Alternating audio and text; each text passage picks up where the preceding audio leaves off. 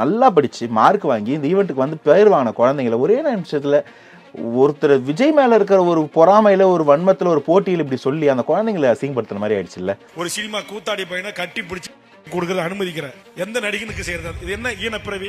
இதுதான் முற்போக்கு. கேட்டுக்கங்க உங்க முற்போக்கு சிந்தனைய, பகுத்தறிவை. திரைத்துறையினர் மேலேயோ இந்த குழந்தைங்க மேலேயோ இல்ல, விஜய் சார் மேல இருக்கிற வன்மம் அது அவர் வந்து ஒரு அசிங்கமான வார்த்தையில வெளிப்பட்டு இன்னைக்கு பாஜக தமிழிசை சவுந்தரராஜன் அவர்கள்லாம் வந்து எதிர்த்து ஸ்டேட்மெண்ட் கொடுக்குற நிலைமை கொண்டு போய் விட்டுட்டாங்க. இது தமிழக அரசியலுக்கு மாண்புக்கு சரியில்லை. இதை திமுக தலைவரே சரி பண்ணணும், மன்னிப்பு கேட்க வைக்கணும், இல்லாட்டி இவர் வந்து கூட்டணியில இருந்தும் நீக்கணும். இரண்டு பேருமே அந்த ஊழல்ல கரையோடி புறையோடி போயிருக்கிறாங்க. இவங்களுக்கு அந்த ஊழலே சிஸ்டமா மாறி போச்சு. இப்ப மாத்த முடியுமா அந்த சிஸ்டம்னு கேட்டா மாத்தவே முடியாது. அவங்களுக்கு உள்ளவே அது இன்பில்ட்டா இன்ஹெரிட்டடா மாறிடுச்சு. அந்த சிஸ்டமே இல்லாம இருக்கிறது தான் தாவேக்கோட பிளஸ் பாயிண்ட். இதைத்தான் நான் தாவேக தலைவர் விஜய் பண்ணிட்டு இருக்கக்கூடிய ஒரு அற்புதமான பொலிட்டைசேஷன் சொல்றேன். இந்த இளைஞர்களை, அரசியல் வயப்படாத இளைஞர்களை அரசியல் வயப்படுத்திக்கிட்டு இருக்காரு. அவங்க இந்த மக்கள் கிட்ட இருந்து அந்த ஃபர்ஸ்ட் ஹேண்ட் சோர்ஸ் அந்த இன்ஃபர்மேஷன் தெரிஞ்சுக்கும் போது அவன் ஒரு தலைவனா மாறுவான். தலைவர் விஜய் வந்து ஒவ்வொரு மாவட்டத்துக்கும் போறாரு, ஒரு தொகுதிக்கும் போறாருன்னும் போது கையில ஆல்ரெடி ஒரு ஃபர்ஸ்ட் ஹேண்ட் பிரைமரி சோர்ஸ். எந்த சேனல் கொடுக்கல, எந்த கவர்மெண்ட் வெப்சைட்ல எடுக்கல, எந்த டிவி காரங்களும் நம்பல, எந்த அனலிஸ்டையும் நம்பல. அவர் கையில அவர் கட்சிக்காரங்க கொடுத்த ஒரு சம்மரைஸ்டு டேட்டா. பிரச்சனை என்னன்னு தெரியுமா? மக்களை சந்திக்கும் போது அவங்க 2 பிரச்சனை சொன்னா இவர் 3 பிரச்சனையை சொல்லி 5த்தையும் சரி பண்ணணும்னு ஒரு நிலைப்பாடுக்கு வருவாரா?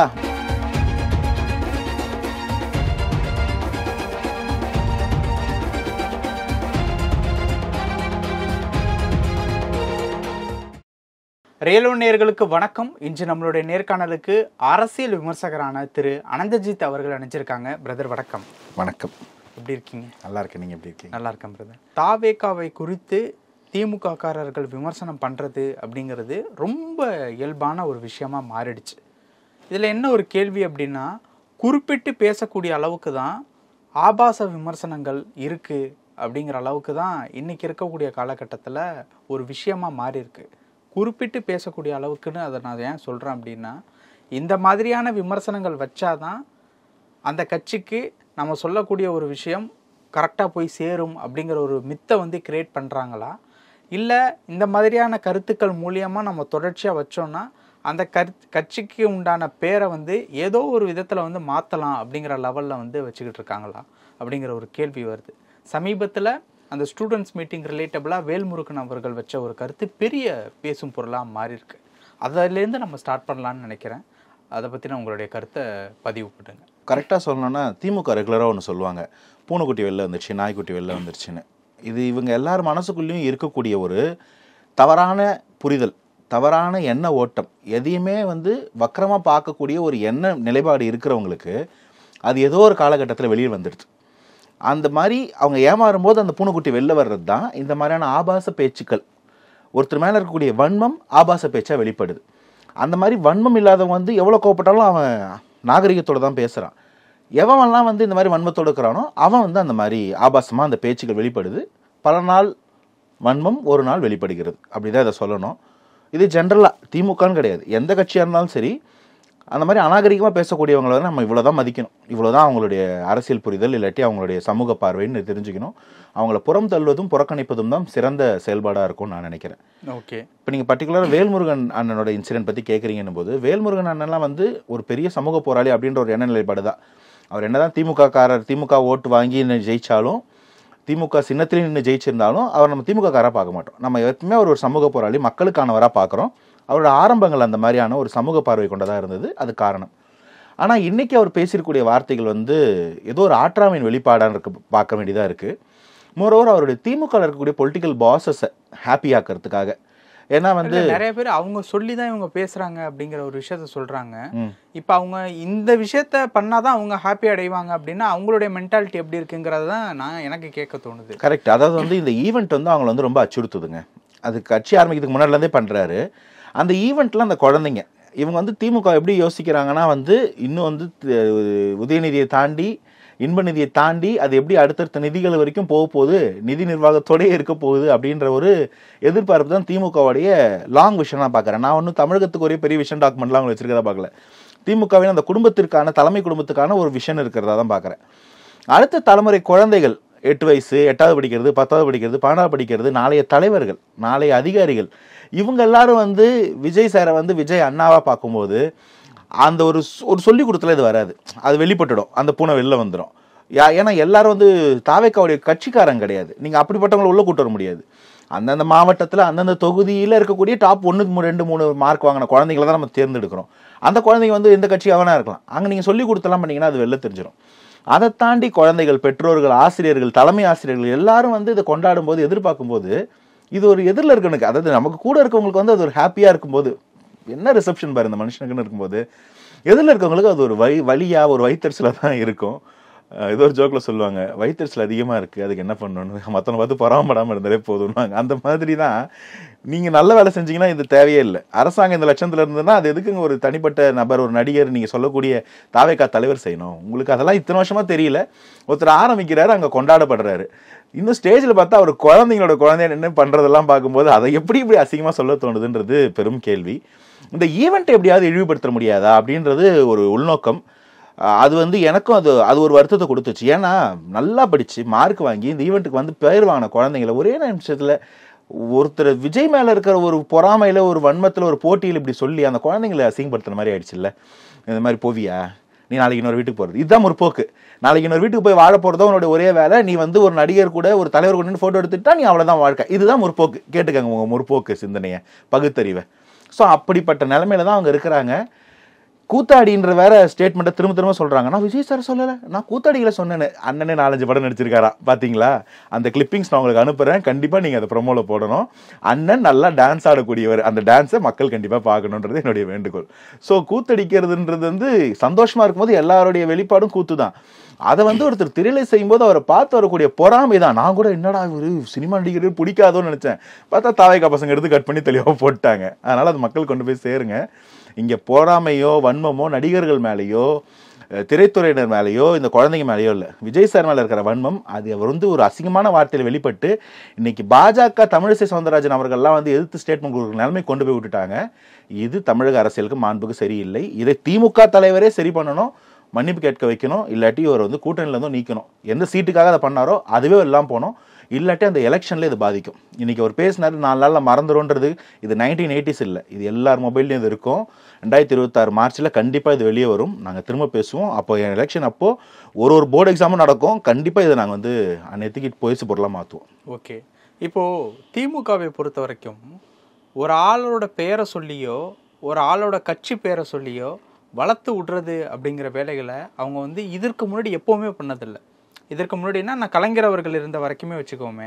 இப்போ மோடி அவர்கள் எடுத்துக்கிட்டோம் அப்படின்னா திமுகவில் இருக்கக்கூடிய தலைமை ஆட்களினுடைய பேரை எப்போவுமே அவர் சொல்ல மாட்டார். டிஎம்கே லீடர்ஸ் அப்படிங்கிற பேரில் தான் மென்ஷன் பண்ணி பேசுவார். பட் இப்போ அந்த ஒரு விஷயத்தை டிஎம்கே வந்து தவற விட்டுருச்சோ? ஏன்னா விஜய் அவர்களை பற்றி முதல்வர் அவர்கள் கட்சியினுடைய பெயரையோ இல்லை விஜய் அவர்களுடைய பெயரையோ எங்கேயுமே சொன்னதில்லை.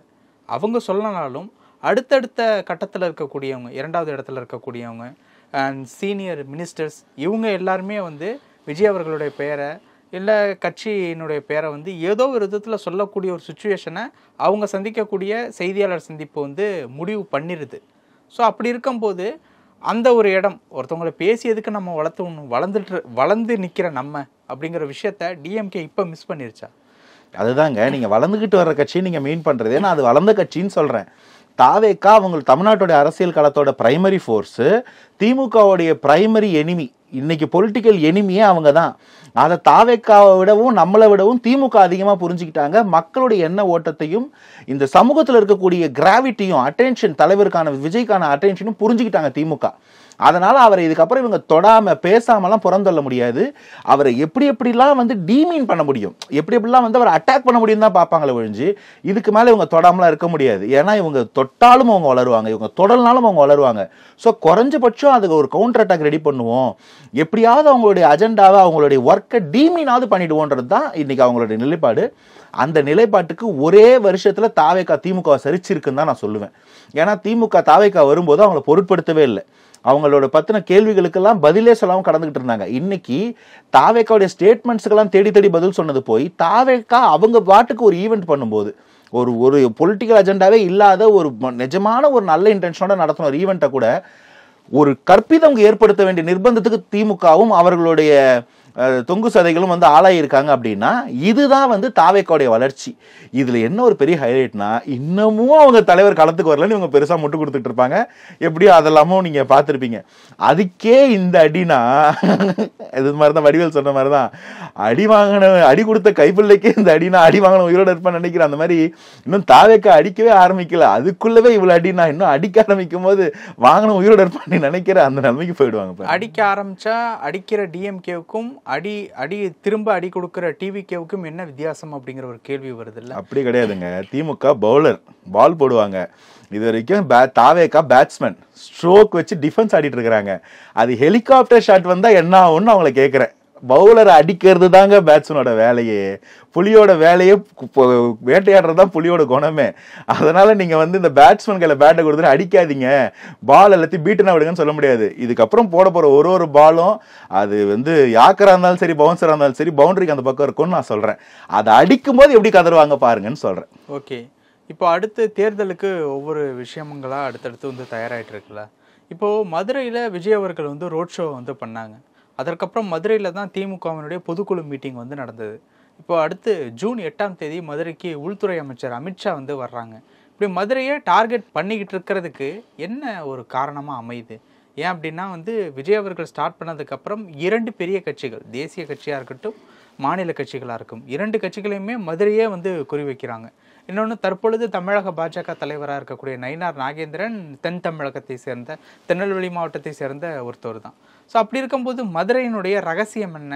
ஏன் அந்த பக்கமே எல்லாரும் போயிட்டு இருக்காங்க? இல்லை, இது வந்து ரொம்ப பெரிய பர்டிகுலரான ரீசன்லாம் இருக்கும் நான் பார்க்கல. தளபதி விஜய்க்கு நடந்த ரோட் ஷோ வந்து ஒரு ஆர்கானிக்காக நடந்த ரோட் ஷோ. எதிர்பாராம அவர் வேண்டான்னு சொல்லியும் நடத்த வேண்டிய ஒரு சூழ்நிலைக்கு தள்ளப்பட்ட ஒரு ரசிகர்களுடைய நிர்பந்தத்தில் நடந்தது. அது வந்து ஒரு ஆர்கானிக்கான விஷயம். திமுக இன்னைக்கு பொதுக்கூட்டம் நடத்தியிருக்காங்கன்னா நான் திரும்ப வந்து தாவேக்காங்க நடத்தினதால மட்டும் திமுக நடத்துறாங்கன்னு சொல்லி நான் வந்து அப்படி வந்து ஒரு அநாகரிகமான அரசியல் பேச விரும்பல. திமுகக்கு ஒரு சென்னையை தாண்டுற ஒரு இடத்துல நடத்தணும் போது நல்ல ஒரு ஃபுட்டிங் இருக்கக்கூடிய இடம் மதுரை. ஏன்னா கோயம்புத்தூரை விடவும் திருநெல்வேலியை விடவும் மதுரை, திருச்சியை விடவும் கூட மதுரை வந்து பார்த்தீங்கன்னா ஒரு ஹப்பு. சென்னைக்கு 2ஆம் தலைநகரமாக வர்றது, தமிழகத்துக்கு 2ஆம் தலைநகரமாக வர்ற அளவுக்கு ஒரு கிராவிட்டி உள்ள இடம். பாண்டியர்கள் காலத்துலலாம் அதுதானேங்க தலைநகரமே, தமிழகத்துக்கே தலைநகரமாக இருந்த காலங்கள் உண்டு. அப்போ மதுரை மக்கள் மதுரை மண்ணை வந்து தொடாமல் நீங்கள் கடந்து போக முடியாது, தமிழகத்தோட சென்டர் பாயிண்ட். ஆனால் அதெல்லாம் வந்து திமுகவோ சரி பாஜகவோ சரி மதுரையில் ஆரம்பிக்கிறது பிரச்சனை கிடையாது. ஆனால் தாவேக்கா பண்ணதை ரெப்ளிகா பண்ண ட்ரை பண்ணும்போது என்ன ஆகுதுன்றதை நம்ம பார்க்கணும்.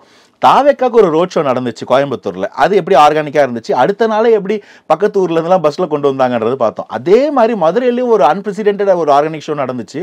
அடுத்த நாள் அடுத்த வாரங்கள்ல நடந்தக்கூடிய முதல்வருடைய ரோட் ஷோல அந்த கூட்டம் இல்லை, அது நம்மளால எவிடென்ட்டா பார்க்க முடிஞ்சுச்சு. அப்பயும் பார்த்தா வேற ஒரு ஊர்ல இருந்து டாடா ஏஸ்ல கொண்டு வந்து இருப்பாங்க. ஸோ மதுரைக்கு ஈவென்ட் பண்றது தப்பு இல்லை, மதுரையில் யார் வேணா போய் ஈவென்ட் பண்ணுங்க, நல்லபடியா பண்ணுங்க. அங்க யாரு வர்றா, யாருக்கு வர வைக்கப்படுகிறது, யாருக்கு வர வைக்க ட்ரை பண்ணாலும் வரல அப்படின்றதான் கேள்வி. அந்த இடத்துல பாஜகவையும் திமுகவையும் ஒரு சேர ஜெயிக்குது தாவேக்கா அப்படின்றதான் ஃபேன் ஃபாலோயிங்லையும் இந்த க்ரௌட்லையும் பார்க்குறேன். இதை எப்படி ஓட்டா மாற்ற போறோம், எப்படி மக்களுக்கும் அந்த தாவேக்கா தொண்டர்களுக்கும் அரசியல் இன்னும் அழகாக கற்பிக்க போறோம், இந்த நாகரிகத்தோட இந்த அரசியல் கொண்டு போறோம்ன்றதான் தாவேக்காவோட சேலஞ்சு. ஃபேன் ஃபாலோயிங்கும் க்ரௌடும் ஏகப்பட்டது தாவேக்காக்கு இருக்கு. ஆல்ரெடி அதில் வந்து திமுகவையும் பாஜகவையும் அது வெற்றி கொண்டுட்டு தான் இருக்கு. ஓகே, ஃபேன்ஸ் ஃபாலோவிங் இதெல்லாமே இருக்கு. பட்டு அந்த ஸ்ட்ரக்சர் அப்படின்னு ஒன்று இருக்குல்ல, அந்த கட்சியை கரெக்டாக ஒரு எல்லா இடத்துலையுமே வந்து போய் நிற்க வச்சு தேர்தலை சந்திக்கக்கூடிய அளவுக்கு வந்து ஆட்கள் பலம், அந்த ஒரு விஷயத்தில் தற்பொழுது திமுக வந்து பல தேர்தல்களை சந்தித்து ரொம்பவே வந்து ஸ்ட்ராங்காக இருக்குது. தாவேக்காவை பொறுத்த வரைக்கும் இப்போ வந்து ஒரு விஷயங்கள் பண்ண சொல்லியிருக்க தான் நான் வந்து கேள்விப்பட்டேன். எல்லா மாவட்ட செயலாளர்களுமே போய் சர்வே பண்ணுங்க. அந்த சர்வே எப்படி இருக்கணும்னா, நம்ம தனிச்சு நிற்கலாமா, கூட்டணியோடு சேர்ந்து நிற்கலாமா, தற்பொழுது நடப்பு ஆட்சி எப்படி இருக்குது, தற்பொழுது நடப்பு ஆட்சியை பற்றின மக்களுடைய கணிப்பு கருத்துக்கள் எப்படி இருக்குது, அதை பற்றி வந்து ஒரு சர்வே எடுங்க அப்படிங்கிற மாதிரி வந்து சொல்லியிருக்காங்க. இன்னும் நாட்கள் எத்தனை நாட்கள் இருக்குன்னு நான் சொல்லி உங்களுக்கு தெரிய வேண்டியதில்லை. இதெல்லாம் பார்த்துட்டு அடுத்த கட்ட நடவடிக்கைகளை எடுத்துக்க ஆரம்பித்தோம் அப்படின்னா எங்கே டைம் இருக்குது அப்படிங்கிற ஒரு கேள்வி வருதில்ல. ஸோ இந்த மாதிரியான ஒரு ஸ்ட்ரக்சரை வச்சுக்கிட்டு அடுத்த ஆளும் கட்சி அப்படிங்கிற கனவு எப்படி பலிக்கும்? இந்த மாதிரி அழகிய கேள்விகளுக்கு தான் அமுதன் சொந்தக்காரர் எப்பயுமே. அந்த கேள்விகளை ரசிக்கிறேன். முதல் கேள்விக்கு பதில் என்னன்னா, திமுக இவ்வளவு பெரிய ஒரு பட்டியல் வச்சிருக்காங்க, 75 ஆண்டு கால வரலாறு வச்சிருக்காங்கன்றீங்களே, அதைத்தான் நான் இங்க பிரச்சனையாவே பாக்குறேன். இங்க இருக்கக்கூடிய சிஸ்டமேட்டிக் மட்டும் இல்ல, ஏடிஎம்கே ஓகே வச்சுக்கோங்க, ஏடிஎம்கே ஒரு 50 வருஷம், திமுக ஒரு 75 வருஷம். 2 பேருமே அந்த ஊழல்ல புறையோடி போயிருக்கிறாங்க. இவங்களுக்கு அந்த ஊழலே சிஸ்டமா மாறி போச்சு. இப்ப மாற்ற முடியுமா அந்த சிஸ்டம்னு கேட்டா மாற்றவே முடியாது. அவங்களுக்கு உள்ளவே அது இன்பில்ட்டா இன்ஹெரிட்டடா மாறிடுச்சு. இப்போ இதை மாற்றணும்னா அந்த கட்சிகளையே ஆட்சியில் உட்காரணும், வேற ஒருத்தர் கட்சி உட்காரணும். அதுதான் சிஸ்டம் சேஞ்சுன்னு நான் பார்க்குறேன். அப்போ நீங்கள் சொன்னீங்க இல்லையா, ஏற்கனவே இருக்கக்கூடிய ஒரு செட்டப், ஒரு சிஸ்டம், அந்த சிஸ்டமே இல்லாமல் இருக்கிறது தான் தாவேக்கோட ப்ளஸ் பாயிண்ட்டு. புதுசாக அவங்க உருவாக்கும் போதே கொஞ்சம் சுத்தமாக நல்லவங்களை வச்சு உருவாக்கிக்கிட்டோம். ஸோ அந்த மாதிரி ஒரு ஊழல் இல்லாத ஒரு டீம் இருக்கிறதே நல்ல விஷயம் ஒரு பக்கம். தாவேக்கோட ஸ்ட்ராட்டஜியை தயவுசெய்து நீங்கள் அண்டர்மைன் பண்ணாதீங்க. ஒவ்வொரு மாவட்டத்திலையும் அவங்க மாவட்ட குழு போய் மக்களை சந்திக்கணும், பேசணும் போது ஏற்கனவே பூத் கமிட்டி வாலண்டியர்ஸாக அந்தந்த பகுதியில் இருக்கக்கூடிய வீட்டு மக்களை போய் சந்தித்து அவங்ககிட்ட பேச சொல்லியிருக்கிறாரு. இது ஒரு டைப் ஆஃப் அப்ரோச். இன்றைக்கி மாவட்ட குழுக்களை டிசிமினேட் பண்ணி மாவட்டம், தொகுதி கீழே இருக்கக்கூடிய போய் மக்களை சந்தித்து ஒரு சர்வே எடுக்கும்போது முதல்ல மக்களோட நிலைப்பாடு என்னன்றது இந்த மக்கள், அந்த தாவேக்காவுடைய மக்களுக்கு புரியும். மக்கள் என்ன எதிர்பார்க்குறாங்க, என்னென்ன மாற்றம் எதிர்பார்க்குறாங்க. நான் தலைவர் உட்காந்துக்கிட்டு எப்பா இப்படி இருக்கணும் அப்படி இருக்கணும் ஊழல் பண்ணக்கூடாதுன்னு சொன்னால் கதை வேற. ஒருத்தரும் மக்களை சந்திக்கும் போது என்ன எதிர்பார்க்குறான், என்ன தெரியுது அவன் கண்லன்னு பார்க்கறது இருக்குல்ல. இதைத்தான் நான் தாவேக்கா தலைவர் விஜய் பண்ணிட்டு இருக்கக்கூடிய ஒரு அற்புதமான பொலிட்டைசேஷன் சொல்கிறேன். இந்த இளைஞர்களை, அரசியல் வயப்படாத இளைஞர்களை அரசியல் வயப்படுத்திக்கிட்டு இருக்காரு. அவங்க இந்த மக்கள்கிட்ட இருந்து அந்த ஃபர்ஸ்ட் ஹேண்ட் சோர்ஸாக அந்த இன்ஃபர்மேஷன் தெரிஞ்சுக்கும் போது அவன் ஒரு தலைவனாக மாறுவான். அந்தந்த பகுதிக்கான நாளைய தலைவர்களை விஜய் உருவாக்கிக்கிட்டு இருக்காரு. ரொம்ப ரொம்ப முக்கியமான ஒரு அரசியல் ஈவெண்ட் இது. இதோட முடியாதுங்க. அந்தந்த பகுதியில் நடக்கிறதுக்கு நீங்கள் என்ன 6 மாதம் ஒர்க் பண்ண போகிறேன்னு நினைக்கிறீங்களா? எல்லாத்துக்கும் விஜய் போகணுன்றது 6 மாதம் ஈவெண்ட், அது தனி. அந்தந்த மாவட்டத்துக்கு, தமிழ்நாட்டில் இருக்கக்கூடிய 38 மாவட்டம், இல்லை நீங்கள் அந்த கட்சியோடைய 120 மாவட்டங்கள்லாம் பிரிச்சுருக்காங்கன்னு வச்சுக்கோங்க. 120 மாவட்டத்துக்கும் 120 டீம் இருக்குல்ல. ஒவ்வொரு டீமும் அந்த மாவட்டத்தை ஒர்க் பண்ணுறதுக்கு 1 மாதம் போதுமா? அதிகமா? 1 மாதம் ஒர்க் பண்ணாலே இன்னைக்கு ஜூன் 2, ஜூன் 5, ஜூலை மாதத்துக்குள்ளே இது தெரிஞ்சிடும். இப்போ தலைவர் விஜய் ஒவ்வொரு மாவட்டத்துக்கும் போறாரு, ஒரு தொகுதிக்கும் போறாருன்னும் போது கையில் ஆல்ரெடி ஒரு ஃபர்ஸ்ட் ஹேண்ட் பிரைமரி சோர்ஸ், எந்த சேனல் கொடுக்கல, எந்த கவர்மெண்ட் வெப்சைட்ல எடுக்கல, எந்த டிவி காரங்களும் நம்பல, எந்த அனலிஸ்டையும் நம்பல. அவர் கையில் அவர் கட்சிக்காரங்க கொடுத்த ஒரு சம்மரைஸ்டு டேட்டா. பிரச்சனை என்னன்னு தெரியுமா? மக்களை சந்திக்கும் போது அவங்க 2 பிரச்சனை சொன்னா இவர் 3 பிரச்சனையை சொல்லி 5த்தையும் சரி பண்ணணும்னு ஒரு நிலைப்பாடு வருவாரா? மக்களுக்கு நம்பிக்கை வருமா? பாயிண்ட் 1. பாயிண்ட் 2, மக்களை சந்திச்சு தலைவரை கேட்கும் போது இவங்க சரியா எடுத்திருக்காங்களான்றது தலைவர் கிராஸ் செக் பண்றாரு. தலைவரை இறங்கினும் போது ஒர்க் எப்படி நடக்கும்? இதைத்தானேங்க நாங்கள் எதிர்பார்க்குறோம். ஒவ்வொரு கட்சியிலையும் ஒவ்வொரு ஆட்சியிலையும் மேலே உட்காந்துருக்கிற நீங்களும் மக்களுக்கான சேவகர்கள் தான். இறங்கி பாருங்க, என்னங்க அப்படியே கொழுவிட்டு உட்காந்துருக்கீங்க, எலெக்ஷன் வந்தால் மட்டும் தெருவா வரீங்கன்னு தாங்க கேட்டுக்கிட்டு இருக்கிறோம் நாங்கள். அப்போ அது ஒருத்தர் செய்ய போறாருன்னா இதை விட என்னங்க அழகான ஒரு அரசியல் வேணும். ஸோ ரொம்ப அழகாக நடக்குது, அது நடக்கட்டுமே. தப்பு ஏதாவது இருந்துச்சுன்னா சரி பண்ணிக்கிட்டோம், சரியா நடக்கல நம்ம அடுத்த வாட்டி கேட்போம். ஆனால் இப்போ அதை அழகாக ஆரம்பிக்கிறாங்க, அதுக்கு சப்போர்ட் பண்ணுவோமே தான் கேட்குறேன். பல விஷயங்கள் பகிர்ந்துக்கிட்டீங்க. நேரத்துக்கு ரொம்ப நன்றி. Thanks for having me.